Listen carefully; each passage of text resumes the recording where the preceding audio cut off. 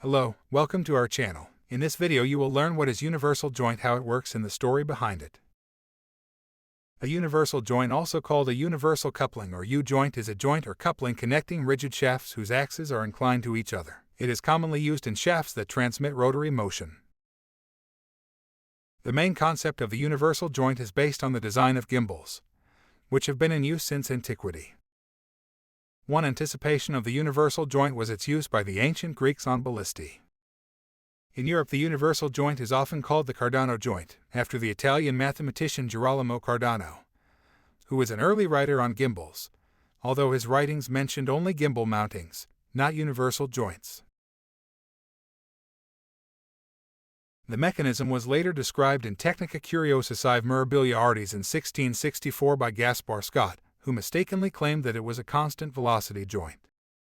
Shortly afterward, between 1675 and 1667, Robert Hooke analyzed the joint and found that its speed of rotation was non-uniform, but that this property could be used to track the motion of the shadow on the face of a sundial.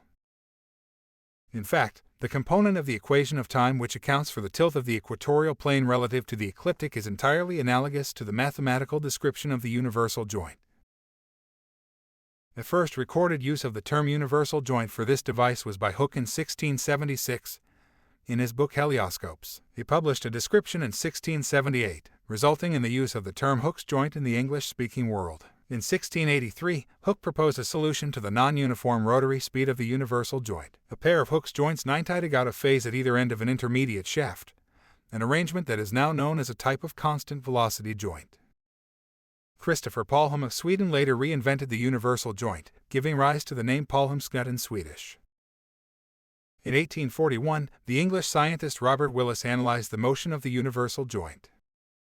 By 1845, the French engineer and mathematician Jean-Victor Poncelet had analyzed the movement of the universal joint using spherical trigonometry. Edmund Morwood's 1844 patent for a metal coating machine called for a universal joint, by that name, to accommodate small alignment errors between the engine and rolling mill shafts. Ephraim Shay's locomotive patent of 1881, for example, used double universal joints in the locomotive's drive shaft. Charles Amidon used a much smaller universal joint in his bit brace patented 1884. Beauchamp Tower's spherical, rotary, high-speed steam engine used an adaptation of the universal joint circa 1885. The term Cardan joint appears to be a latecomer to the English language. Many early uses in the 19th century appear in translations from French or are strongly influenced by French usage. Examples include an 1868 report on the Exposition Universelle of 1867 and an article on the dynamometer translated from French in 1881.